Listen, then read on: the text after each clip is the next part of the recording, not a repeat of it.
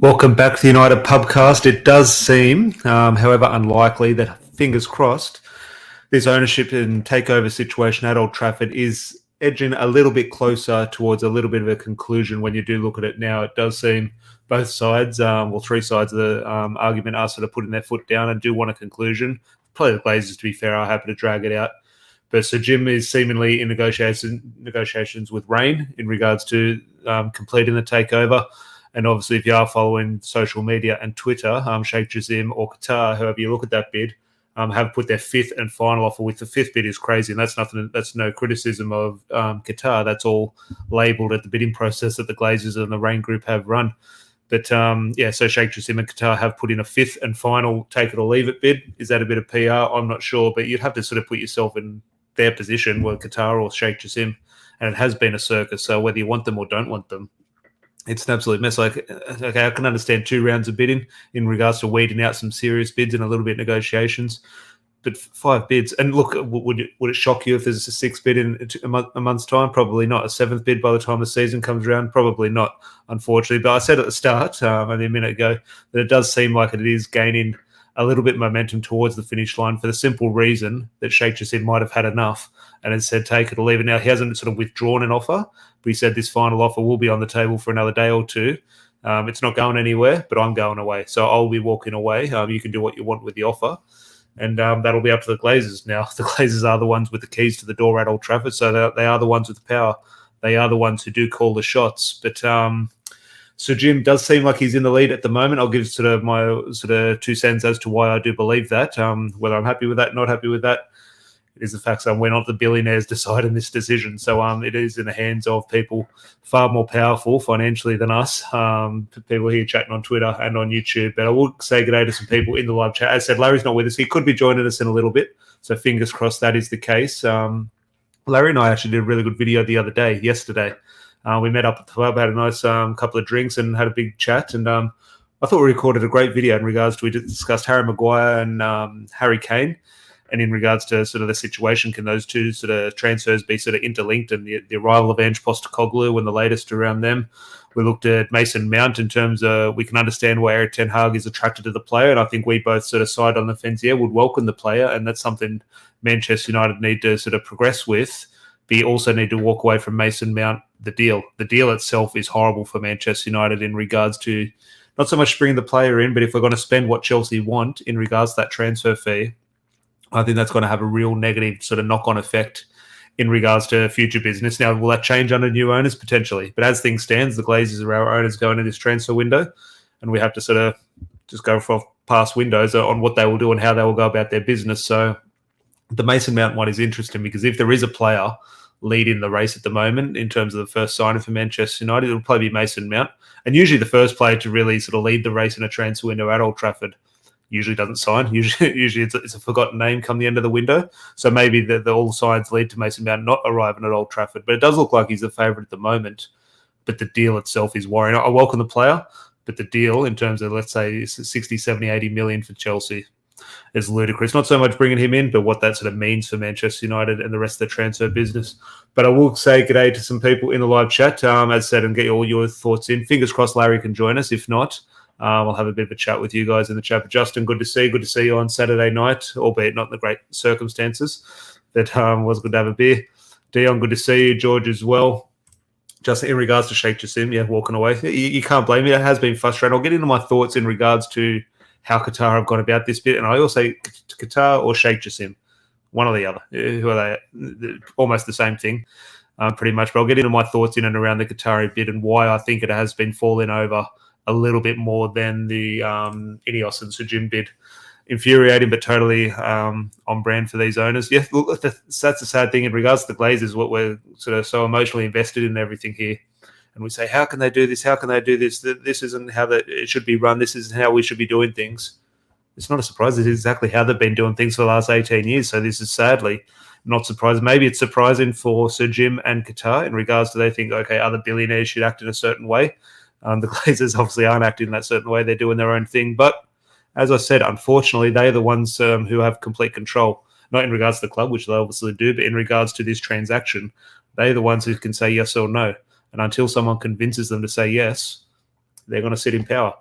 But I'll get into one or two more sort of opinions and points in regards to that. Rob, good to see you as always, and say hi to my mum. He's in the chat as well.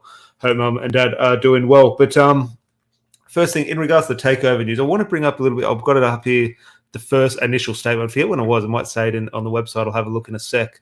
In regards to the initial statement from Manchester United back when the Glazers sort of so-called put up the club for sale.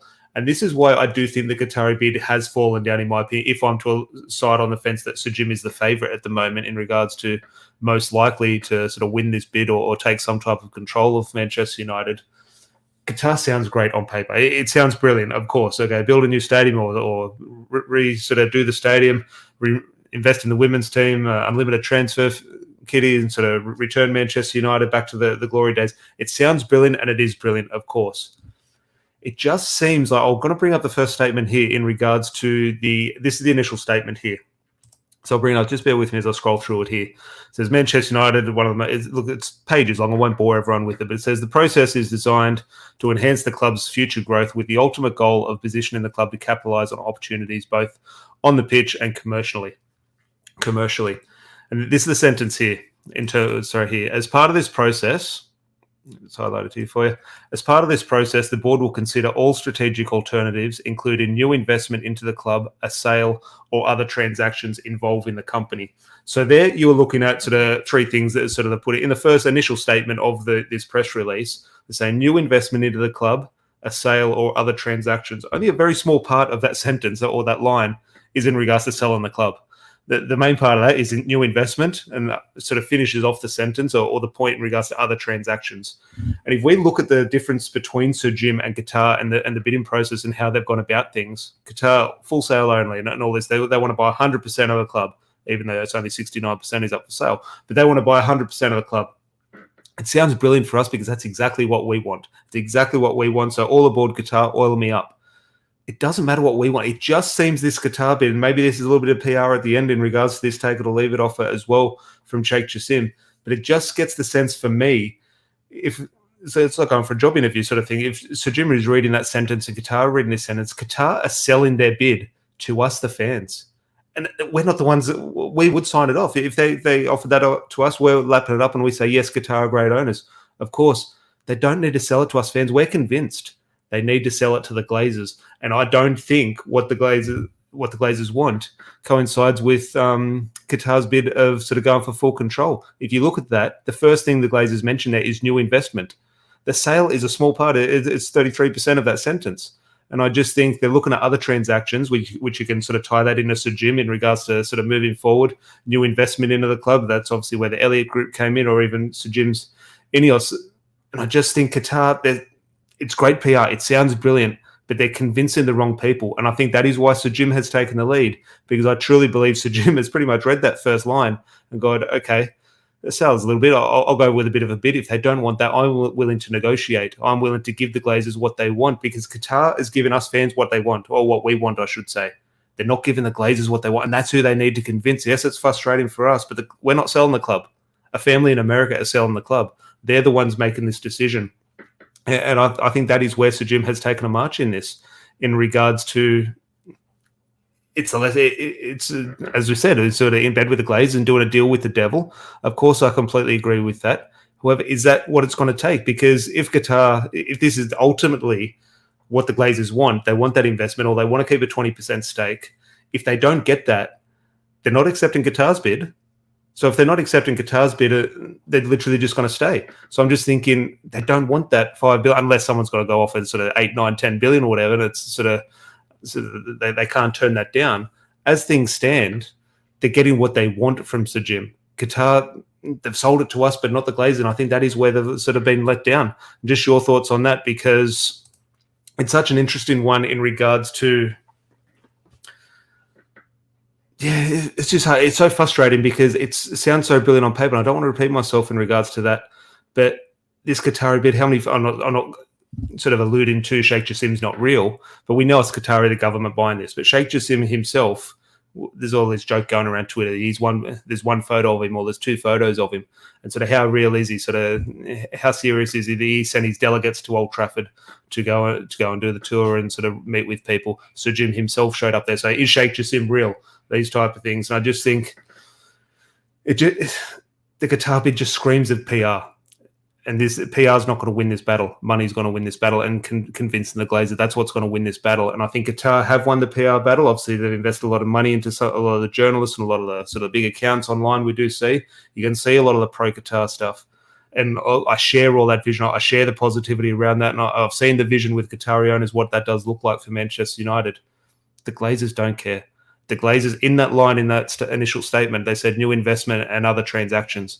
And so that is what they want. So Jim is giving them what they want. And you have to ask yourself, in terms of the lesser of two evils, what do you want? Do you want the Glazers remaining in full control, or Sir Jim taking control and the Glazers still have their name on a bit of paper? And I just think, yes, we don't want the Glazers to stay, of course. But if they don't want to sell the club, what are we going to do? Just keep them in full control? I just think, now we don't know what Sir Jim's sort of plan in 5-10 years will be in regards to the transaction and sort of buying out the Glazers of that further 20%. It's got to be better than nothing. It has to be better than nothing. And I just think, look, I understand all the frustrations in terms of the debt in regards to any sort of Sir Jim takeover and Ineos takeover. I fully agree with that. There's huge negatives to Sir Jim's takeover. In my opinion, there's huge negatives to Qatar's takeover. But the main positive is simply the Glazers, or the main objective is simply the Glazers leaving. And I truly believe, I share the frustration in regards to we want a full sale and get rid of the Glazers completely. But you go back to the initial statement, and there's a huge chance that's not what they wanted to do. If they don't want to do it, they're not their business. They're a greedy family. They're going to stay. They're going to stay and rot this club to the core. That's what they will do. And I just think we have no control. We can sit here and say, okay, put this hashtag out, or don't go to the games, or don't buy the shirts. The Glazers don't care. They will stay and they'll milk this club dry. There's still plenty of it there. Well, we think we're broke now. Give it 5-10 years, the Glazers continuing to do this. They'll still be making their money, and they'll still be taking money out of the club. And I just think that is where I do think Sir Jim, he does get a rough ride from the media and fans online. But in terms of really at its core, he is doing more than Qatar to get the Glazers out, because the Glazers out, this has got to be the first step. Well, we want a bigger step, of course, but it might be baby steps before you can run. And he is doing more in regards to what the Glazers want. And the Glazers want that sort of first exit out of Old Trafford, but Qatar is not giving them that. It sounds good on paper in terms of $5 billion. Of course, it's crazy that Qatar's not taking that. I completely agree. It's stupid. The Glazers not to be accepting a bit of a $5 billion sort of thing and just walk away and sort of ride off into the sunset. I completely agree. But they're a weird family. They're idiots, and they want to stay in terms of the next, or Avram and Joel do want to stay for the next couple of years and sort of have that name on that bit of paper, and maybe sort of pocket another 400 or 500 million individually each in 2 or 3 years' time. And I just ask you, everyone in the chat, what do you want in regards to that decision? If the Glazers are not going to accept a bid from Qatar, that they want to remain on in some capacity, we don't like that. They're the ones with the keys. That's the decision they've made. You then have a choice.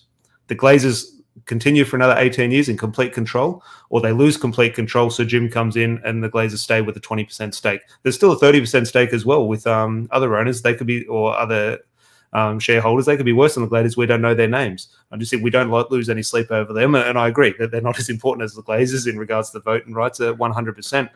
But it comes down to me, if the Glazers do not want a full sale or from the Qataris, it comes down to they either stay in complete control or Sir Jim takes complete control. A lot of people are siding with the Glazers in terms of their hatred for Sir Jim, and I think that's again a lot of it down to the PR from Qatar in terms of what they've thrown out about Sir Jim.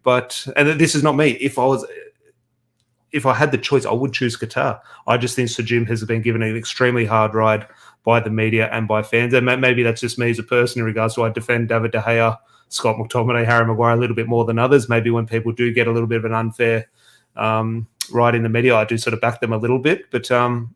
It's just interesting in regards to this because it's so clear in front of me what the Glazers want. And I don't think our preferred bid, the best bid in regards to Manchester United's future, is addressing the real issue. And the real issue is convincing the Glazers. Don't convince us. Stop sending us good PR.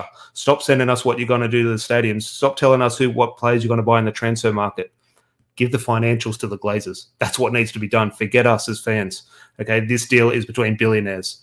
And I just think I think Qatar are missing the mark in regards to this. But I'll hear everyone's thoughts in the live chat before we start to wrap up. Fingers crossed Larry can join us. But Dion here, I remember hearing somewhere, possibly talk the Devil's Pot a while back, most likely from Andy, that Joel and Avram are convinced United potentially is potentially a £10 billion asset.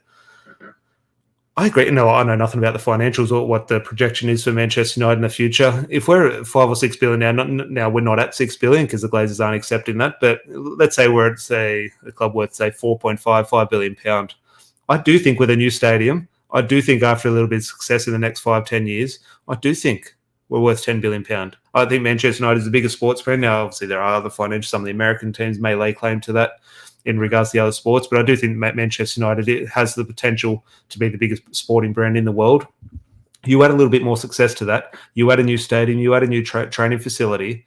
I do think now, again, I might be completely wrong. Who knows what's going to happen financially across the world in the next 5-10 years, but I can see a situation where the Glazers do believe that now. Are they naive? Maybe. I'm not sure, but I do see that now. Time will tell whether they want to wait around and take that risk.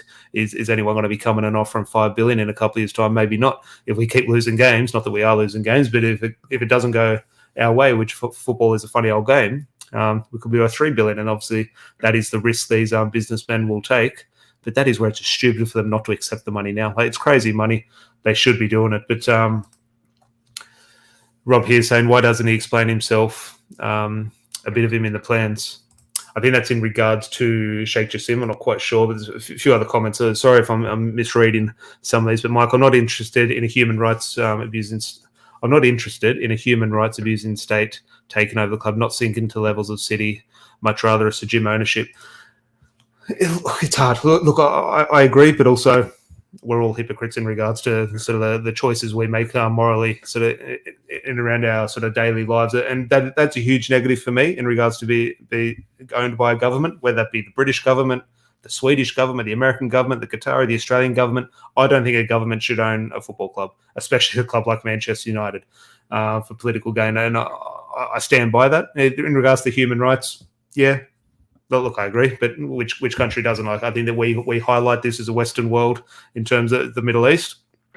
Everywhere can sort of look in their own backyard. I completely agree in regards to the issues that do need to be addressed there. But I can look. I say I can. I'm a football fan. I'm a hypocrite. I can look past that in regards to success. Here we are. We're talking about Anthony and Mason Greenwood and Ryan Giggs. All these things. We are sort of very fickle as football fans.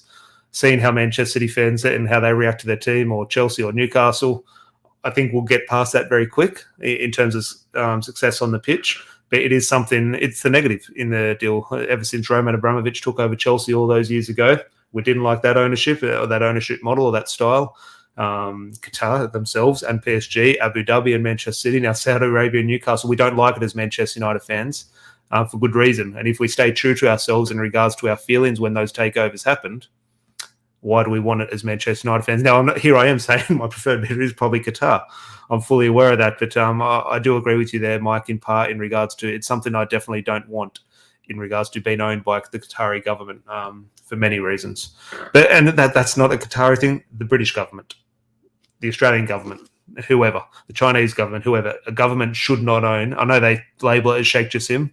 I think we're all mature enough to know that it's not one individual, because that one individual, Sheikh Jassim, Sir Jim Ratcliffe's 10 times more richer than Sheikh Jassim. You look at the net worth now, I say richer in regards to Sheikh Jassim's not short of a pound. But all this, Sir Jim doesn't have the money to buy Manchester United. He has to borrow it. He's got 10 times more money than Sheikh Jassim. And I'm just thinking, it is funny how this is reported in regards to the media. You would think Sir Jim is broke compared to this guy. If you look at the facts, it's far from it. I think Sir Jim just lost his status as the richest man in Britain, though. I have a feeling someone just overtook him, so maybe that'll add fuel to the fire. Facts are he owns a football club and hasn't done anything for them.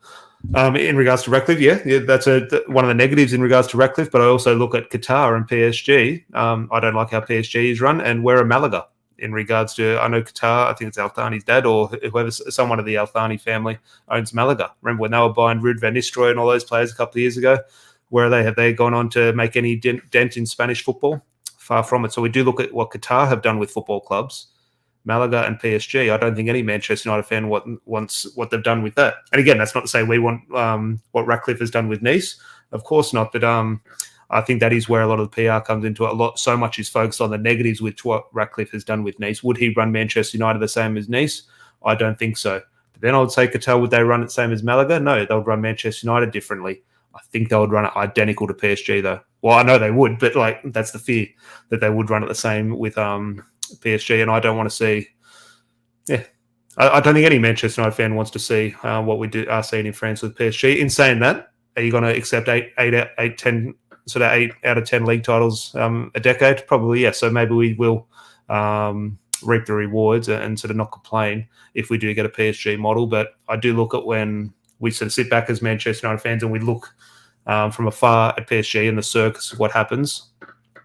It's not Manchester United. Now, is Sir Jim Ratcliffe, he could potentially come in and run it the same like that. He could. I don't think he would, but he definitely could. So that's not to say Sir Jim's a perfect owner. I just think the evidence we have from Qatar for that elite club, that Champions League club, that biggest club in the country, or in and around that status, they don't have a great track record in regards to what we want as fans at a core. Oh, now obviously success and trophies sort of will change opinions, of course. But look, it is an interesting debate, and I sort of value and respect both sides of the argument. And it's like the Harry Maguire and Scott McTominay stuff. Just because I'm sort of shedding light and a little bit of positivity on one side doesn't mean I agree with that. I just feel Sir Jim has been given a completely unfair ride in the media by the fans. And I think a lot of that is down to why I said I think Qatar are losing this bid. I think Qatar puts far too much PR in regards to this. They've taken their eye off the ball on what it's going to take to purchase Manchester United. So Jim has gone in, I'm going to purchase Manchester United however I can. Qatar are trying to get on the good side of fans. And again, that comes back into the sports washing debate in regards to their motives and what they want to achieve. And unfortunately, that is a huge part of the bid, unfortunately. But beyond here, to surprise those two want to keep a piece of it. I think in regards to, again, sorry if I'm losing track of some of these comments, but in regards to Joel and Avram, if they don't buy Manchester, they'll buy the league. It's an interesting thing in regards to what will, let's say Qatar are hell-bent, and now apparently they're Manchester United fans. It'll be very interesting. They don't get this, which club they'll move on to, because obviously they will show an interest in other clubs. Will they be fans of those clubs? It will be very interesting. But let's say could they go buy West Ham now? West Ham have a free stadium. They go by West Ham off the back of their European glory. Congratulations to David Moyes. I was very happy with his because I like David Moyes. Yeah, obviously needed to be sacked, of course. But someone else who was probably a little bit unfairly treated. He had many wrong decisions and deserved to be sacked. But in regards to the situation he'd find himself in, David Moyes was also hard done by. So I was glad to say, I think it's his first trophy, which is crazy. So for him to win his first trophy at that stage of his career with a club like West Ham, really happy for David Moyes. And obviously Declan Rice comes into that discussion in regards to, I think the West Ham chairman just came out about half an hour ago on TalkSport saying Declan Rice has definitely played his last game for West Ham. Does that mean he's Manchester United bound? Probably not. It does look like Arsenal are leading the race. Obviously Bayern Munich in and around that race. Jude Bellingham has obviously taken that spot up at Real Madrid. So Declan Rice, my first ever impression of Declan Rice wasn't a good one. I saw him play away at Anfield in midfield. This is when he played a little bit further back and he was sort of more of a defender. He played in midfield away at Anfield. And this was hard to judge. Again, I shouldn't be judging him. I think he was only a teenager at the time. My God, he was woeful. It was like watching Chris Smalling trying to sort of dictate play with his left foot in number 6 position. It was a horrible performance. And that I shouldn't be judging. I don't judge him on that. He's obviously improved greatly since then. But just those first impressions, they always stick with in whatever sort of field. And Declan Rice, I've never been the greatest fan of him, but he obviously has improved and he's developed into a great player. But Arsenal, Chelsea is obviously a Chelsea fan. That's where he does want to go. Obviously, Chelsea situation, obviously spending 100-something million on Enzo Fernandez. I think Declan Rice to Arsenal is far more likely, but who knows, Manchester United could play a little bit of curveball there, because if two clubs don't come knocking, Manchester United or Arsenal, I know there's a lot of talk about Arsenal and staying in London. You go to Manchester United, and that's not sort of being sort of big-headed as a Man United fan. I just don't see a decision there to be made. So when Christian Eriksen was tossing up between Brentford and Manchester United, there's no decision to be made. Now, if we had two Casemiros and Declan Rice maybe found it hard to find his way into the Manchester United team, okay, you see a direct path to Arsenal, and that'd be the right decision. There's a spot right next to Casemiro at the moment if Declan Rice wants it. So very interesting. But look, it's not the Declan Rice discussion. We're going to need new owners to probably get Declan Rice over the line. So Chris here, I'm with Qatar. Don't fight me. Definitely not fighting you, mate. Of course, Rob here. Look, I agree. This is the main thing. Even if it's Glazers 100% control and the Glazers put their name on the door for the next 30 years, obviously the last thing we want, of course, just tell us.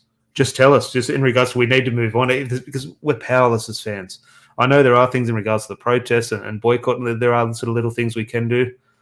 Ultimately, no, I don't think so. We've been trying for 18 years. So this fan base will never unite in the numbers needed to sort of make sort of proper change at board level or sort of ownership level. I think this is a couple of billionaires and their own sort of little plaything, their own little sort of circus that they go around in. So I just want it over and done with. I agree, Rob. But Dion agreeing with David Moyes. What a way for West Ham to win it as well at last minute. I know it's the Conference League in regards to that. It's not the greatest competition, but in terms of winning it in the last minute in front of the West Ham fans. I don't like West Ham. I do think they're a club that should start on a points deduction in the Premier League each season for the simple fact that they sing about blowing bubbles at the start of a game. I think they should be deducted points at the start of every season, but they are a club that they're a Premier League fixture. You don't want to see a club like that relegated. Now, I know they have lost a lot since moving to the Olympic Stadium. It was obviously Upton Park was a far more sort of historic and traditional ground. They have lost a lot in regards to that move. However, what they have done off the back of that move, they've won their first trophy in a generation. So it does go to show the difference that that new stadium, that new investment can make. Well, obviously, they didn't have to invest in the stadium, but the opportunities that sort of the extra revenue from a bigger stadium does bring in. And that's what Manchester United next step might be. Because I do look at a new owner and I'll go through maybe when it does happen, we'll do a video on the first things new owners need to do. And top of the list is the stadium. Yes, we want shiny new toys to help the manager. Of course, that's first and foremost for a football club. We need good football players. Of course, that's going to be sort of priority number one. But I take everything back away from the football and sort of Manchester United as a club. The stadium has to be close to it now. I toss and turn. Every day my opinion changes in regards to should it be a new stadium or should we renovate it? The huge issue with the renovation is obviously this side of the stand. There's nowhere to build. You've also got the railway. So that's it. That's an issue they've been having for 30, 40 years. They can't touch that stand. So I'm not sure what they're going to do. Maybe could you make the Stretford end and the East stand? Could you make those three tiers? The same with the Sir Alex Ferguson stand potentially. But I'm not sure. But the first thing, Rob, you read my mind, and maybe I've had this discussion with you before. The first thing they need to do, Manchester United Football Club back on the crest. And look, it's superficial. That means nothing. Of course not. We've seen this year that in our away kit, we're not even going to have Manchester United written on it. So we know what way marketing's going in regards to kits. But I truly do believe we should have Manchester United Football Club back on it. And again, that's nothing. And maybe that's why I've sort of, again, I say this in terms of my preference would potentially be Qatar. But a huge thing, I think, Sir Jim, I think the first thing he would do in regards to Sir Jim's statement, he mentions Manchester United into the football club and putting Manchester back into the football club. So maybe Sir Jim could do that and he'll get everyone on side because Sir Jim is going to need he's going to need Qatar's PR people. If he is to buy Manchester United, he's going to have a lot of good PR and he's going to have to get on the front foot very early because a lot of the big channels, a lot of the big sort of media companies are against him at the moment. He's going to have to change that. That's the nature of the beast when you do take over, even when we're successful. Before my time, before my time in terms of understanding football and understanding the dynamics of the club. I think the Talk of the Devils was talking about it earlier. I think Dion brought it up in regards to even during the treble. Manchester United fans and every club besides Manchester City, every single club hates their owners. Even if you're successful, you hate your owners. That's part of being a football fan. Okay, even when you are at your best, you will want your owners gone because any decision you can trace back to them and that's the wrong decision. So they need to leave in regards to they're taking too much money. They're charging us too much as fans. Okay, they're the ones taking the money away. So ultimately, we will hate our new owners unless Qatar we come in and we win a treble sort of thing. We will want the owners out. That's the nature of a beast as a football fan. Look at PSG. PSG fans, they don't like the Qatari owners who we want at Manchester United. So look, it's a bit of a merry-go-round. You've heard Thierry Henry talk about the PSG owners that they don't care about the fans. Now, would they care about Manchester United fans? They say they're Manchester United fans. Potentially they would. I have a feeling it would be very much run the same way as PSG. But Anything else, do get it in the live chat. Larry was supposed to be in and around now, but he hasn't joined us. But one or two more comments, and we'll start to wrap up. But Chris, I didn't even know who the owners were before the Glazers. Well, it goes into sort of with Sir Alex Ferguson in regards to a very, very interesting story, a little bit boring. But how much of a role did Sir Alex Ferguson play in introducing the Glazers to Manchester United? Because Sir Alex obviously went to court with the previous owners in regards to over a horse, in regards to a horse racing issue, and one of his horses took the owners to court. And you never want the owners and the manager going to court in regards to nothing absolutely to do with football. Sir Alex did have an interesting role in regards to, obviously didn't choose the Glazers, as a lot of people do allude to, but very interesting in regards to, could you imagine Eric Ten Hag and the Glazers, or Sir Jim comes in, Eric Ten Hag takes Sir Jim to court? What a mess that would be. And I just think that was happening back in the day. So fingers crossed any sort of new owner does come in and have a great relationship with the manager, or the relationship between the manager and owner is as smooth as possible, because we do see what success looks like at the top level in England at the moment. That's Pep Guardiola and Abu Dhabi. And what do they have? They have a great relationship. Sort of everyone pulling in the one direction. What does that result in? It results in a football team about to achieve greatness. Manchester United aren't achieving greatness at the moment because we have an American family who don't care about the club, or don't care about the success sort of going forward. So, look, it is an interesting one. We'll touch on one or two more comments before we do wrap up. Sorry, here. Why Qatar doesn't cut the money for debt and stadium to half and add it to the deal for the Glazers? I think the simple fact the Glazers, they don't care what happens after. If they get the money, they get the money in their back pocket and what they want. What do they care if they create a training ground or invest in the women's team or put Manchester United back on? They don't care. That's where I go back to the Qatar bid. Stop convincing us. We're convinced. We are convinced. Stop selling it to us. Sell it to the Glazers. And I think that's where they need to, and they need to do it quick, because if this bid Sheikh Jassim has put in has only got 24 hours left before he walks away, he's going to have to convince them quick, smart. Otherwise, the Glazers will look in a different direction. Dion here agreeing, Sir Alex Ferguson was too close to the former owners. Yeah, there should be a barrier, and a professional barrier. It wasn't, and it obviously resulted in a very messy situation. We'll do with some debt. That's how business works. Well, that's the thing. PSG are in debt. There's a big myth that Qatar are going to come in and clear the debt. I know, obviously, PR-wise, they put that out there. Will they? Well, probably not. Their bid will be debt-free in regards to the purchase of the club. Will they remove the debt? A lot of the business people say it would be very silly of Manchester United to do that. Now, I don't understand how well that works, but it's in regards to the tax issues. And a lot of people do believe Manchester United should be run in about not £500-600 million of debt, but obviously maybe down close to 102 million, which what PSG are in huge amounts of debt. We don't point any fingers at Qatar in regards to that. So who knows? They might come in. It might be the first thing they do.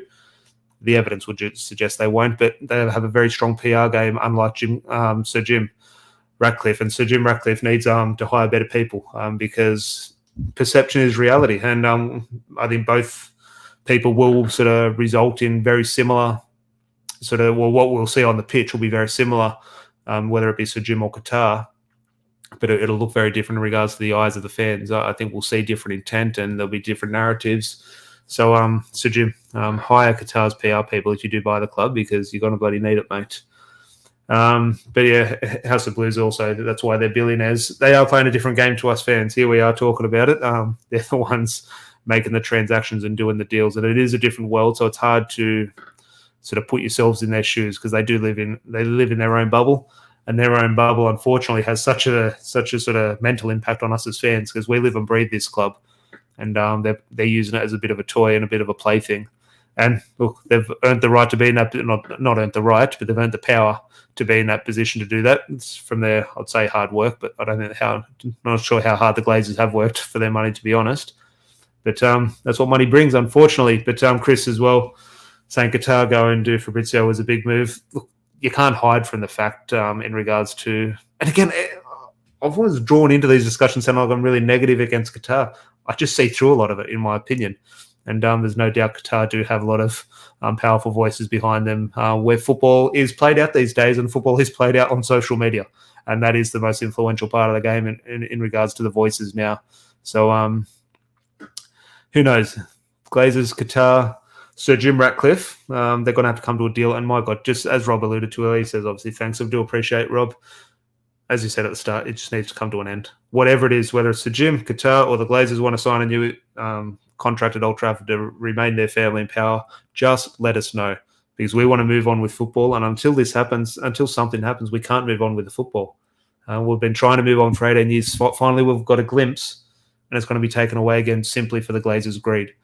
And I'm willing, in my opinion, to have a gradual exit of the Glazers. Now, yes, I'd want them gone tomorrow, of course. But if the only option on the table is them stay completely or a gradual sort of exit over 2 or 3 years, if you had that on the table a year ago, you would have snapped their hand off. So that is where I currently sit. Yes, I would like them to go tomorrow. But if it is Sir Jim Ratcliffe coming in and they're going to be phased out in 2 or 3 years and have no power, I know that's not good. I know that doesn't look good, of course. I'm fully on board with Qatar and the full sale. But at the moment, that's not on the table for the Glazers. What's on the table is Sir Jim's offer. And I just think that's a price I'm willing to take in regards to, if it has to be a gradual exit, it has to be a gradual exit. I know a lot of people won't agree with that. I know a lot of people won't like that. And obviously, sort of do we respect that view. But the other side of it, in my opinion, is the Glazers remain full control. And obviously that is not what I want. But who knows what discussion we'll be having tomorrow. But as I said, it could be, well, it should be tomorrow in regards to Sheikh Jassim and Qatar. They have put out that this bid is on the table for another 24 hours. Take it or leave it. What will the Glazers do? If you are watching on playback, do leave the comments in below what you do think will happen, what you want to happen, and what you do think will happen. Obviously, might be 2 different things. But do appreciate everyone in the chat box here. Good to see you, mate. It's Sir Jim pledging to write off the debt. He's not, this is the interesting bit. He's not pledging to write off the debt. He's going to, again, he hasn't actually come out with an official statement in regards to the debt. His bid will be full of debt. He's borrowing the money to buy the club. However, that money for the bid will be placed onto Ineos. So Ineos will carry the debt from the bid. Then you go to the discussion in regards to the current debt on the club. There hasn't been any confirmation in regards to clearing that debt. But in saying that, there hasn't also been from Qatar. Qatar have been very clever with their words in regards to that debt. So they haven't sort of committed to clearing that debt. They've committed to a debt-free purchase of the club, but not that existing debt. That is something that's between business and the stock exchange, I guess, in regards to what happens there. But who knows? We might be having a very different discussion in 24 hours when hopefully we do get a bit of news. They won't be phased out. Don't be naive. They either won't be phased out or they stay 100%, because at the moment they're not accepting Qatar's bid. Well, I do agree it could be a naive view, of course, but it's something we have which Qatar aren't giving. They're not going to accept that bid from Qatar at the moment. So you've either got take the risk that Sir Jim will phase them out, or you just confirm Glazers for another 18 years. That's a choice. At the moment I'm in, if they're not going to accept that Qatar bid, I'm willing to take the risk of Sir Jim coming in, Glazers forfeiting the control of the club, which they would if Sir Jim spent 3 or 4 billion. They're going to forfeit control of the club. I would rather take that risk that they sort of phase out in 2 or 3 years. Maybe it is naive, but the other option is they stay for 18 years. I'm willing to take that risk. It's a risky game, but Qatar, they're not giving the Glazers what they want. So Jim is, and unfortunately, they're the ones who do, as I said, hold the keys to Old Trafford. And time will tell. But Boxy is saying Saudi's gone mental, buying everyone up. That's a discussion for another day in regards to what they are doing in the Saudi League. Everyone, Benzema, Kante, I think Riyad Mahrez has just been potentially linked in regards to a move. That would be great, just simply get him off Manchester City's books. LK Gundogan potentially as well as free transfer. It never ends. But Lionel Messi obviously didn't take the money, which I think stupid of Messi. Talk about money. Look, fair play to taking the moral high ground and not taking the money and going to sort of play football in Miami. Great decision for your lifestyle. Take the 400 million. Like, surely just take it. Like, if someone's offering you that to go and play football, like, now I know he doesn't need the money. You can always need 400 million. I just think fair play to him for doing that. Not that Inter Miami or the MLS is great football. It is the end of Messi's career, unfortunately, just as it is for Cristiano Ronaldo. But crazy that he turned that down. Fair play to him. I'll never be in that position. But until then, hopefully everyone did enjoy that. As I said, apologies, Larry's not with us. Hopefully he's back for the Friday night pint. But last night at the pub, when we did record that video that he's unfortunately not able to upload, we did record a podcast for Tuesday morning, audio-only podcast. So make sure you are subscribed in your podcast app. The link is in the description below. SoundCloud, iTunes, Spotify, all that jazz. And for your Tuesday morning, in regards to something to cheer you up after the weekend. We all know what's unfortunately going to happen on the weekend, but we've recorded a good chat at the pub for 115 reasons as to why Manchester United's treble was better than Manchester City's treble. And fingers crossed we've jinxed it so that they do blow it, and then we can record a completely new podcast. But as things stand, there is a chat going out on Tuesday morning on our podcast app, convincing ourselves that our treble was better than what Manchester City have done. But make sure you are subscribed in your podcast app. On your way out of this video, please do leave a like and subscribe if you are new. And we'll be back this time tomorrow with a beer in hand and a bit of a Friday night pint. Fingers crossed, discussing some more concrete news around our ownership. But until then, have a good one. We'll chat to you soon. Cheers.